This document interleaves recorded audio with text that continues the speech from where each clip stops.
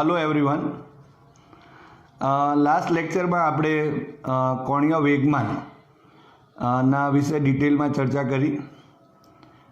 એક કણનું કોણીય વેગમાન, એનો ટોર્ક સાથેનો સંબંધ, કણોના બનેલા તંત્ર માટે પણ આપણે કોણીય વેગમાન કેટલું હોય એ તંત્રનું એની ચર્ચાઓ આપણે વિસ્તારથી કરી અને ટોર્ક સાથેનો એનો સંબંધ બી કેવો હતો એ પણ જોયું। ત્યારબાદ આપણે કોણીય વેગમાન સંરક્ષણના નિયમની પણ આપણે ચર્ચા કરી છે। તો આ જે ટોપિકો છે એ ટોપિકો પર આધારિત અમુક જે એક્ઝામ્પલ્સ છે તેની પણ આપણે ચર્ચા હવે કરીએ। લાસ્ટ ટાઈમ આપણે એક એક્ઝામ્પલની ચર્ચા કરેલી। એ એક્ઝામ્પલોની અંદર આપણે કોણીય વેગમાન L=R×P વિશેની ચર્ચાઓ કરેલી છે। ફરી એકવાર આપણે જો કહીએ તો અહીં એમ કહી શકાય કે જો તમે એ જે થિયરી છે એ થિયરીઓ વિશેનું જો કન્સેપ્ટ ક્લિયર કટ હશે તો એક્ઝામ્પલ્સ અને એમસીક્યુમાં આપણને સરળતા રહેશે। માટે સૌપ્રથમ બધા થિયરમ્સ વ્યવસ્થિત તૈયાર કરવા, રાઇટિંગ પ્રેક્ટિસ બી કરવાની। અને આ જે થિયરીઓ છે એ ઘણી જ અગત્યની થિયરીઓ છે ચાક ગતિ માટે, અને એટલા માટે આ થિયરીઓ વ્યવસ્થિત તૈયાર કરવી અને એનો ઉપયોગ પણ આપણે વારંવાર કરતા હોઈએ છીએ। આજે આપણે ઉદાહરણનો સૌપ્રથમ 7.6 દાખલો જોઈએ। દર્શાવો કે કોઈ એક બિંદુની સાપેક્ષે અચળ વેગથી ગતિ કરતા કોઈ એક કણનું કોણીય વેગમાન સમગ્ર ગતિ દરમિયાન અચળ રહે છે।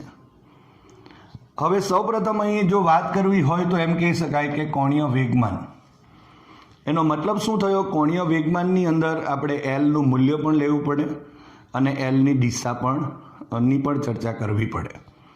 એટલે કે જો સમગ્ર ગતિ દરમિયાન જો એલ એક જ રહેતો હોય તો એનો અર્થ શું થાય? અચળ રહે છે તો એનો અર્થ શું થાય? આપણે સાબિત કરવાનું છે। તો ધારો કે આપણે ઉકેલ લઈએ એનો, કે ધારો કે કોઈ એક આપણા પાસે અહીં બિંદુ છે। આ બિંદુ ધારો કે આપણી પાસે પી બિંદુ છે। ધારો કે આપણે અહીં એમ કહીએ કે આ પી બિંદુ, અહીં આ જે કણ છે, આ પી બિંદુ પાસે ધારો કે કોઈ એક કણ છે, પી ફોર પાર્ટિકલ, અહીં વીની દિશા આ તરફની છે। હવે ધારો કે અહીં ધારો કે આ ઓ બિંદુ છે અને આ ઓ બિંદુને અનુલક્ષીને એનો સ્થાન સદિશ ધારો કે આર છે। હવે અહીં જો આપણા પાસે સ્થાન સદિશ આર હોય તો આગળ જો આપણે આને લંબાવી દઈએ તો આરની દિશા આ થશે, એટલે આરની દિશા પણ આ કહેવાશે। બીજી એક વાત અહીં જો આપણે જોઈ શકીએ છીએ કે આ જે અંતર છે એ આ ઓ બિંદુને અનુલક્ષીને આ વેગ વી છે, રેખીય વેગ વી, એનું લંબ અંતર દેખાય છે અહીં। અને આ જે ખૂણો છે એ ખૂણાને આપણે અહીં થીટા કહીશું, જ્યાં થીટા એ આર અને વી વચ્ચેનો ખૂણો કહેવાશે। તો આ રીતે કોઈ એક કણની આપણે ચર્ચા કરીએ છીએ। હવે તમે અહીં જોઈ શકો છો કે આ કણ જ્યારે ગતિ કરે છે, સમય જેમ જેમ પસાર થતો જશે તેમ કેમ કણ ગતિ કરશે પણ એનો વેગ બદલાતો નથી, એટલે કે એની દિશામાં કોઈ પણ ફરક પડવાનો નથી। તો તે દરમિયાન અહીં કોણીય વેગમાન જે છે એ અચળ રહે છે એમ આપણે સાબિત કરવાનું છે। તો સૌપ્રથમ આપણે એનું કોણીય વેગમાન કેટલું હોય તે લખીએ, એનું મૂલ્ય કેટલું આવે તે લખીએ અને એની દિશાની પણ ચર્ચા કરીએ। મેં ફરી એકવાર કહું છું અહીં કે આપણે જે ક્રોસ પ્રોડક્ટ ભણેલા છે એનો ઉપયોગ થશે, કારણ કે જ્યારે આપણે કોણીય વેગમાન લખીએ એટલે આર ક્રોસ આપણે પી લખીએ છીએ, અને આર ક્રોસ પી હોય તો એલની દિશા એ આર અને પીથી બનતા સમતલને લંબ અને જમણા હાથના સ્ક્રૂના નિયમ મુજબ અથવા તો જમણા હાથના અંગૂઠાના નિયમ મુજબ પણ આપણે મેળવી શકાય। તો કેવી રીતે આવે છે તે જોઈએ। તો અહીં લખીએ કે ધારો કે ટી સમયે જે કણ છે એ કણ બિંદુ પી પર છે, તેનો વેગ v છે અને ધારો કે ઉગમ બિંદુ લખી દઉં તો ઉગમ બિંદુ ઓ ને અનુલક્ષીને તેનો સ્થાન સદિશ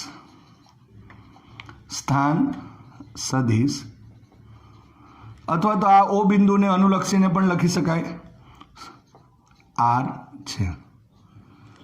માટે કણનું કોણીય વેગમાન small l is equal two અહીં r ક્રોસ p થશે. તો અહીં r ક્રોસ p લખેલું છે, તો આપણે એને જો વેગના સ્વરૂપમાં લખવું હોય તો આ રીતે આપણે લખી શકીએ.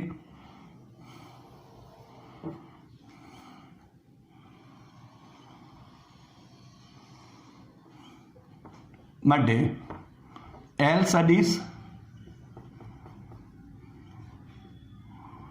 Is equal two R cross MV થશે. અને જો મૂલ્ય સ્વરૂપમાં લખવું હોય માટે L ઇઝ ઇક્વલ ટુ અહીં MV ઇન્ટુ R અને સાઇન થીટા આ રીતે મૂલ્ય સ્વરૂપમાં લખાય. આ એનું સદિશ સ્વરૂપ કહેવાશે. અહીં આ મૂલ્ય સ્વરૂપ કહેવાયું, જ્યાં આપણે લખીએ થીટા. તમે જોઈ શકો છો થીટા એ આર અને વી વચ્ચેનો ખૂણો છે. થીટા એ સદિશ આર અને વી વચ્ચેનો ખૂણો છે.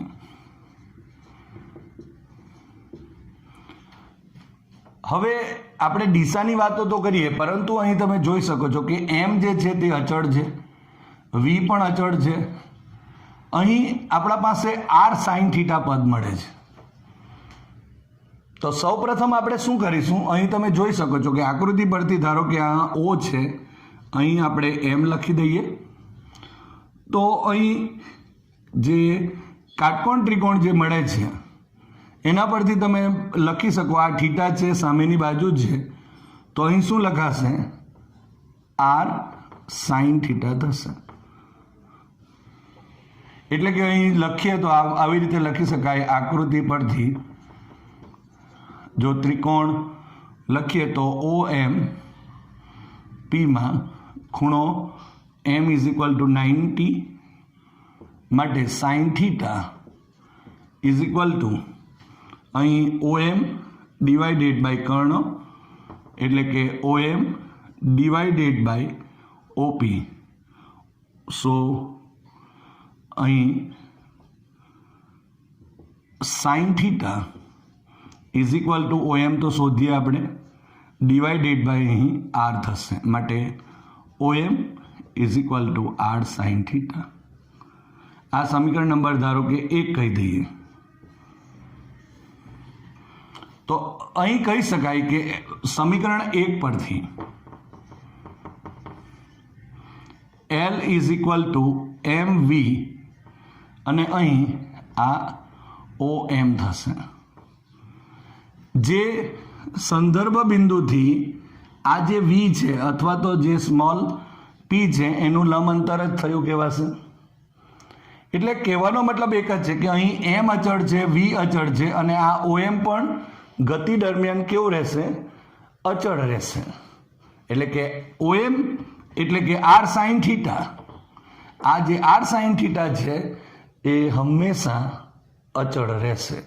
જોઈએ આપણે તો અહીં જો આપણે આ P બિંદુ અહીં છે, ધારો કે અહીંયા હશે, અહીંયા હશે, અહીંયા હશે, ગમે ત્યાં હશે, એના વેગની દિશામાં કશો ફરક પડવાનો નથી. આ દિશામાં કશો ફરક પડવાનો નથી અને એનું મૂલ્ય પણ બદલાવાનું નથી, આ પણ બદલાવાનું નથી.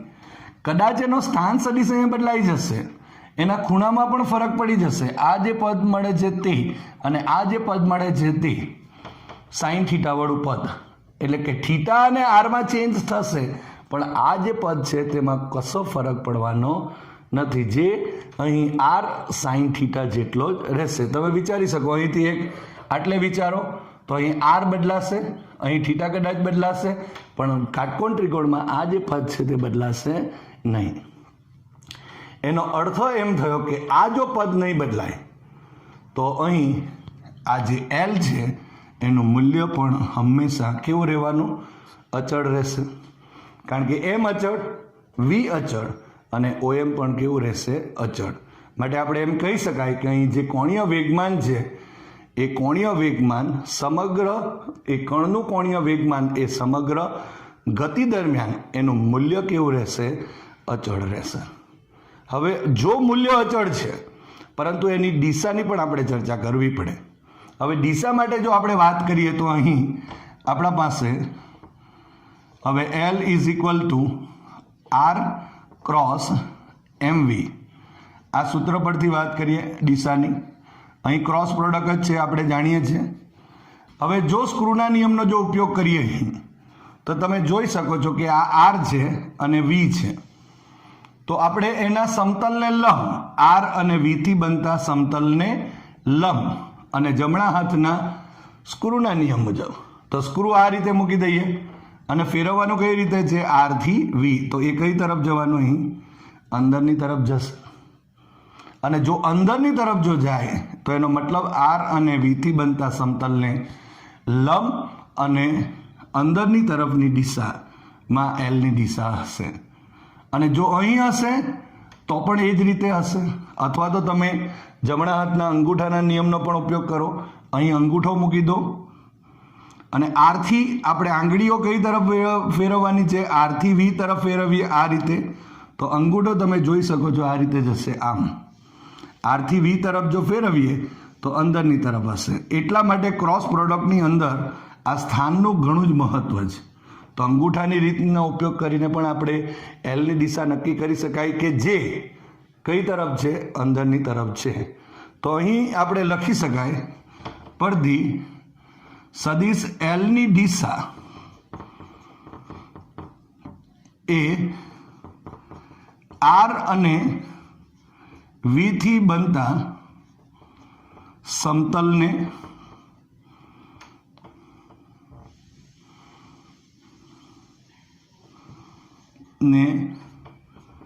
લંબ દિશામાં અંદરની તરફ હશે, જે અચળ હોય છે. અહીં પણ અહીંયા લખવું હોય તો એલનું મૂલ્ય અચળ રહેશે.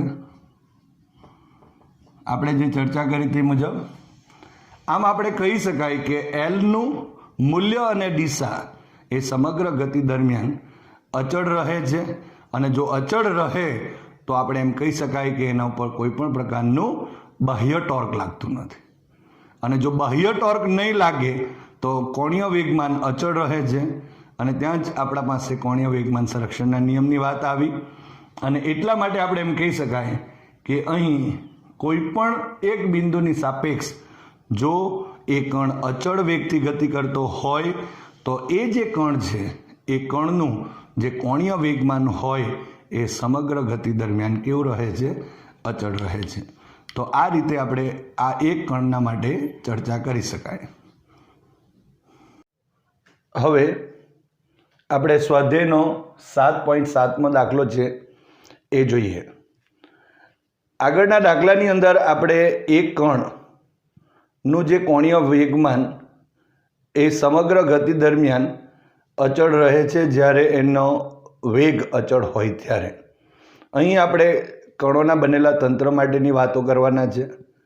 તો અહીં આ દાખલાની અંદર દરેકનું દળ એમ અને ઝડપ વી હોય તેવા બે કણો એકબીજાથી ડી અંતરે રહેલ બે સમાંતર રેખાઓ પર વિરુદ્ધ દિશામાં ગતિ કરે છે. દર્શાવો કે કોઈ પણ બિંદુની સાપેક્ષે કોણીય વેગમાન લેવામાં આવે તો પણ આ બે કણોના તંત્રનું સદિશ કોણીય વેગમાન સમાન રહે છે. એટલે અહીં આપણને બે કણો આપેલા છે, બંનેના દળ સમાન છે, બંનેની ઝડપે સમાન છે, પરંતુ બંને એ બે સમાંતર રેખાઓ પર એકબીજાની વિરુદ્ધ દિશામાં ગતિ કરે છે, પરંતુ બંનેના વેગના મૂલ્યો એટલે કે ઝડપ જે છે તે બંને એક સમાન છે. બંને જુદી જુદી જગ્યાઓ પર છે. બે સમાંતર રેખાઓ છે, એમની વચ્ચેનું ડિસ્ટન્સ જે છે એ ડી જેટલું છે. અને કોઈ પણ બિંદુની સાપેક્ષ જો આપણે એ તંત્રનું કુલ કોણીય વેગમાન પણ આપણે લઈએ તો બે કણોના તંત્રનું જે સદિશ કોણીય વેગમાન છે તે હંમેશા સમાન રહે છે એવું આપણે સાબિત કરીશું. તો ફરી એના માટે આપણે જે કુલ કોણીય વેગમાન છે એ કુલ કોણીય વેગમાન શોધવું પડશે, અને સાથે સાથે એના મૂલ્ય અને એની જે દિશા છે એ બંને અચળ રહે છે, સેમ રહે છે એવું પણ આપણે પ્રૂવ કરવું પડશે. તો સૌપ્રથમ આપણે બે સમાંતર રેખાઓ લઈએ, એના ઉપર કણોની વાતો કરીએ. ધારો કે અહીં આ રીતે ધારો કે બે સમાંતર રેખાઓ છે, એમની વચ્ચેનું જે ડિસ્ટન્સ છે તે ધારો કે અહીં આ ડી જેટલું છે. હવે અહીં ધારો કે કોઈ એક બિંદુ લઈએ, આપણે ઓ જ લઈએ, એને અનુલક્ષીને આ રેખા ઉપર વી જેટલા વેગથી એક કણ આ દિશામાં જાય છે અને બીજો એક કણ આ દિશામાં જાય છે. ધારો કે કોઈ એક ટી સમયે કોઈ એક સમયે આ કણ અહીંયા છે અને આ કણ અહીં છે. આ કણની દિશા આમ થશે ને આ કણની દિશા આમ થશે. તો એના આ ઓ બિંદુને અનુલક્ષીને જે સ્થાન સદિશો છે એ આપણે અહીં દોરી દઈએ. તો ધારો કે આ જે સ્થાન સદિશ છે, અહીં આ કણનું નામ આપણે ધારો કે P1 નામ આપી દઈએ, અહીં આ કણનું નામ આપણે P2, અહીંનો જે સ્થાન સદિશ છે એને આપણે અહીં R1 નામ આપીશું, અને આ સ્થાન સદિશ છે એને R2 નામ આપીશું. હવે બીજી એક વાત જો અહીં ઉમેરી દઈએ તો આ વીની દિશા છે અહીં,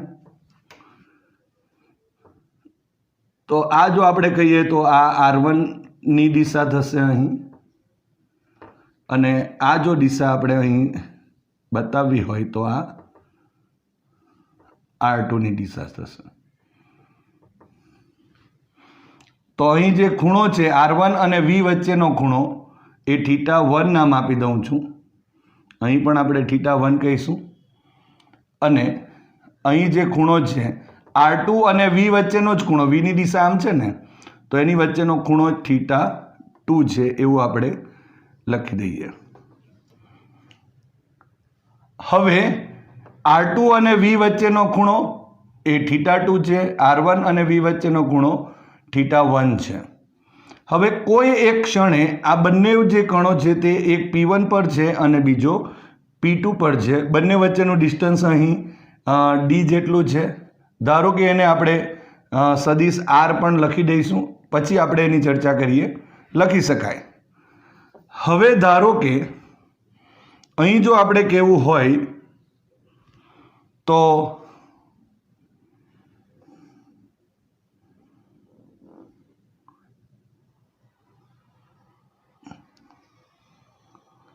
O બિંદુમાંથી જે દોરેલો લંબ છે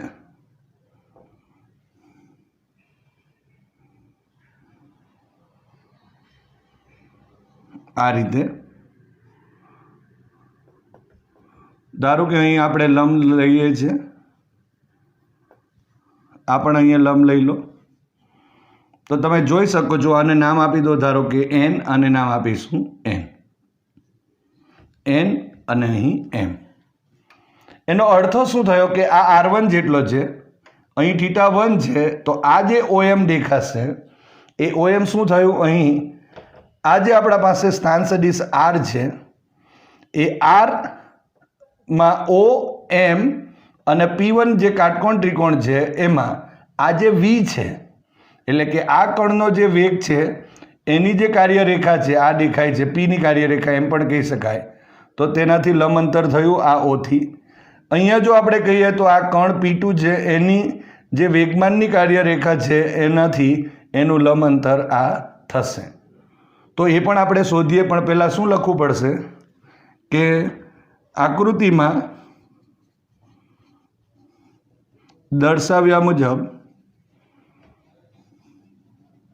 સ્મોલ ડી અંતરે રહેલ બે સમાંતર રેખાઓ પર વી જેટલી સમાન ઝડપથી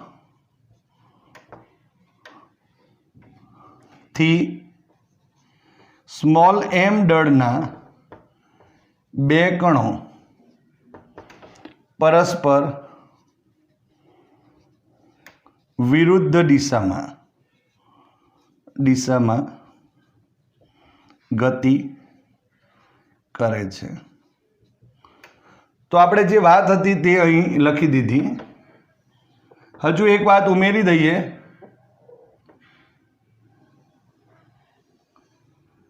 કે કોઈ એક ક્ષણે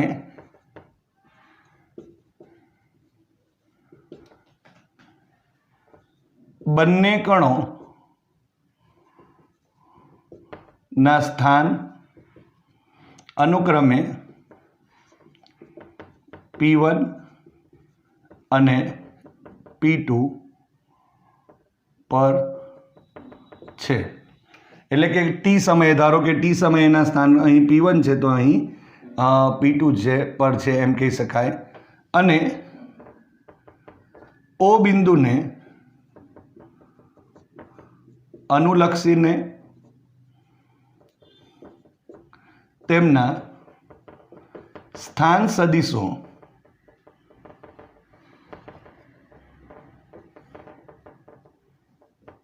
અનુક્રમે R1 અને R2 છે. માટે ઓ બિંદુને અનુલક્ષીને તેમના કોણીય વેગમાનો જો કહીએ તો શું થશે અહીં? તો પહેલા માટે જો આપણે કહીએ તો વીની દિશા આમ છે, પણ આ કણ એની વિરુદ્ધ દિશામાં ગતિ કરે છે. માટે પહેલા માટે લખીએ તો સપોઝ L1 લખી દઉં તો L1 ઇઝ ઇક્વલ ટુ આપણે એમ લખીશું R1 cross P1 is equal two અહીં લખાશે R1 ક્રોસ M ઇન્ટુ વી. શા માટે M ઇન્ટુ વી લખ્યું છે? કારણ કે દળ અને ઝડપ બંને વેગ તો બંને સરખા છે. હવે L2 ઇઝ ઇક્વલ ટુ લખાશે ઇઝ ઇક્વલ ટુ અહીં R2 અને ક્રોસ P2 લખાશે. પરંતુ આ જે જવાબ છે તે કેવો આવશે? અહીં માઇનસ, કારણ કે વેગની દિશા વિરુદ્ધ છે માટે માઇનસ નિશાની આપવી પડશે વિરુદ્ધ માટે. સો ઇઝ ઇક્વલ ટુ અહીં માઇનસ લખાશે. સો અહીં જો લખીએ તો માઇનસ કૌંસમાં R2 ક્રોસ MV લખી શકાય. અહીં જે ઋણ નિશાની આપણે લખેલી છે એ ઋણ નિશાની શું દર્શાવે છે? અહીં કે આ જે L1 છે તે અને આ જે L2 છે તે પરસ્પર વિરુદ્ધ દિશામાં હશે. ધારો કે આપણે અહીં જો વિચારીએ તો જમણા હાથના સ્ક્રૂના નિયમ પ્રમાણે આ જો R1 ક્રોસ V કરીએ તો આ દિશામાં આવશે. R1 ક્રોસ જે Vની દિશા તો એ અંદરની તરફ થાય છે, એટલે L1ની દિશા જો અંદરની તરફ હશે તો અહીંયા માઇનસ લખ્યું છે. તો R2 ક્રોસ જો V કહીએ તો Vની દિશા તો આ જ છે, R2 B છે તો એની દિશા અંદરની તરફ, પણ માઇનસ છે એટલે એનો મતલબ શું થયો? બહારની તરફ થશે. અને બીજી રીતે જોવા જઈએ તો પણ તમે અહીંથી આ રીતે પણ વિચારી શકો. R2 છે, Vની દિશા આ તરફ હોય તો બી તમે આ રીતે વિચારી શકો, R2 ક્રોસ V દિશા કહી શકાય. અહીં આપણા પાસે જે બંને આપેલા છે, બંને કણના હવે કોણીય વેગમાન છે, માટે અહીં જો લખીએ તો O બિંદુ ને અનુલક્ષીને ને તંત્રનું કોણીય વેગમાન, તો એ જે કોણીય વેગમાન છે એને આપણે કેપિટલ L નામ આપીએ તો L1. આપણે L1 પ્લસ L2 લઈએ છીએ, પરંતુ અહીં L1 પ્લસ L2 લખી દઈએ ધારો કે, તો અહીં શું થશે તો R1 ક્રોસ MV અને માઇનસ R2 ક્રોસ MV થશે. એટલે તમે જોઈ શકો છો કે અહીં L1 અને L2નો સરવાળો લીધો, અહીંયા L1 પ્લસ જ L2 લેવાનું, અહીં માઇનસ નિશાની આપણે અહીં ગણેલ છે. નહીતર તમે માઇનસ નિશાની ના લખો તો અહીં L1 માઇનસ L2 પણ તમે લખી શકો. જે રીતે તમે અહીં દર્શાવો છો કે ધારો કે L1 અને L2 પરસ્પર વિરુદ્ધ દિશામાં છે, માટે અહીં માઇનસ નિશાની પણ તમે લીધેલ છે, એ રીતે પણ તમે દર્શાવી શકો. પણ હવે એક જ દિશામાં છે, એટલે કે એક જ રેખા પર છે, એક આમ જાય છે ને એક આમ જાય છે. તો કહેવાનો મતલબ શું છે કે અહીં જ્યારે આપણે આનું મૂલ્ય પણ લઈશું તો પણ આપણે એમાં માઇનસનો મતલબ લખી શકીશું. તો આ એનું સદિશ સ્વરૂપ થયું. હવે જો મૂલ્ય લઈએ તો અહીં શું લખાશે, સદિશ L નું મૂલ્ય. તો આનું મૂલ્ય કેટલું થવાનું તો R1 MV અને sin θ1 થશે. અને અહીં માઇનસ એક જ રેખા પર હોવાથી એકને જો આપણે પ્લસ લઈએ તો બીજાને કેવું લેવું પડે, માઇનસ. માટે અહીં શું લખાશે R2 MV અને sin θ2. માટે અહીં જો L ઇઝ ઇક્વલ ટુ લખી દઉં તો શું બનશે, MV ને કોમન લઈ લઈએ તો, અથવા તો MV R1 sin θ1 અને માઇનસ MV R2 sin θ2. આ રીતે લખીએ પહેલાં, અને પછી માટે L is equal two MV, અહીં મોટા કૌંસમાં લખી દઈએ, R1 sin θ1 minus R2 sin θ2 થશે. તો આ રીતે આપણે જો અહીં લખીએ તો આપણને L નું મૂલ્ય મળે છે. હવે આકૃતિ ઉપરથી આપણે R1 sin θ1 અને માઇનસ R2 sin θ2 મેળવીએ, અને એને અહીં જો આપણે આ સમીકરણની અંદર ઉમેરી દઈએ, ધારો કે આ સમીકરણ નંબર 1 પરથી, અને આ જો કહીએ તો અહીં 2 પરથી. દિશાના સંદર્ભમાં પણ તમે અહીં લખી શકો. આપણે દિશા પણ પછી વાત કરીશું અહીં, અને આ સમીકરણ 2 પરથી આ રીતે પણ ચર્ચા કરી શકાય. તો હવે આ જે આપણા પાસે આકૃતિ આપેલી છે, એ આકૃતિ પરથી તમે જોઈ શકો છો કે જે કાટકોણ ત્રિકોણ OM અને અહીં P1 છે, અને બીજો એક કાટકોણ ત્રિકોણ જો કહીએ તો ON અને P2 છે. તો તમે જોઈ શકાય આકૃતિ પરથી આપણે જો કાટકોણ ત્રિકોણનો ઉપયોગ જો કરીએ તો આ રીતે આપણે અહીં લખી શકીએ. તો એની ચર્ચા કરીએ આપણે. તો આ જે બાજુ છે, આટલેથી આટલી બાજુ, એ R2 sin θ2 થશે, કારણ કે કાટકોણ ત્રિકોણ છે એટલે, બરાબર. અને જો આખી બાજુ OM જો લઈએ તો તે થશે, અને પછી ડિફરન્સ લઈએ તો એ આપણી પાસે D જેટલું આવી જશે, કારણ કે અહીં R1 sin θ1 થશે અને અહીં R2 sin θ2 થશે. બેની બાદબાકી કરીએ તો અહીં આપણને સ્મોલ d મળી જાય, તે પણ અચળ હશે. તો એની ચર્ચા આપણે અહીં કરીએ છીએ. અહીં આપણે સમીકરણ 2 લખી દઈએ.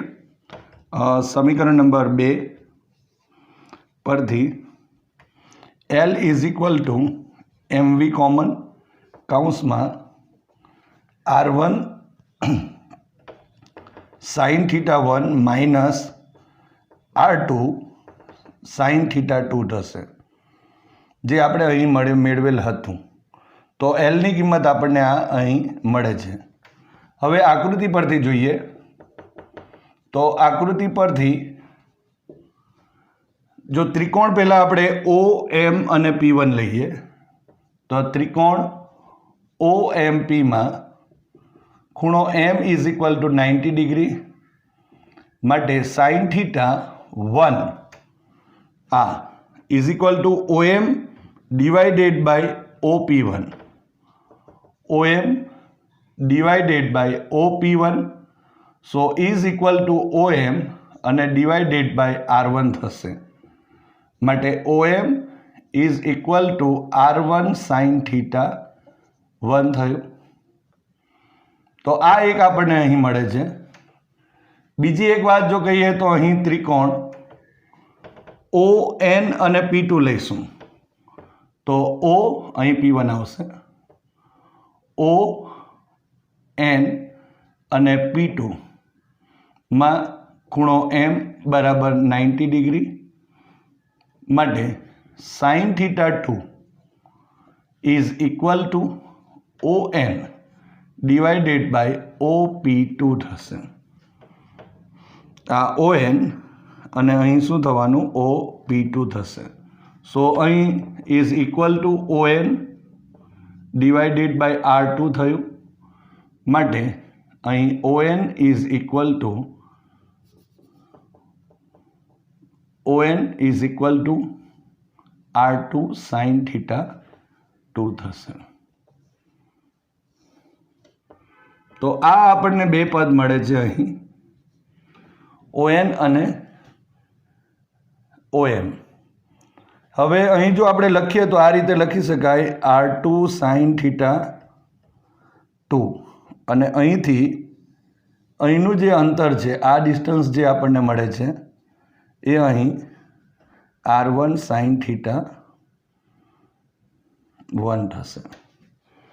તમે જોઈ શકો છો કે અહીં જે R1 sine theta 1 minus R2 sine theta 2 R1 sine theta 1 minus R2 sine theta 2 is equal to OM minus ON થશે માટે અહીં જો R1 sine theta 1 minus R2 sine theta 2 લખીએ તો is equal to OM minus ON થશે. અને જો OM minus એટલે કે આટલેથી આ OM થયું માઇનસ જો ON કરી નાખીશું તો આપણને મળશે MN માટે અહીં જો આપણે લખીએ તો MN મળશે જે D કહેવાશે માટે R1 sine theta 1 minus R2 sine theta 2 is equal two small d. તમે જોઈ શકો છો આ પણ મળે છે.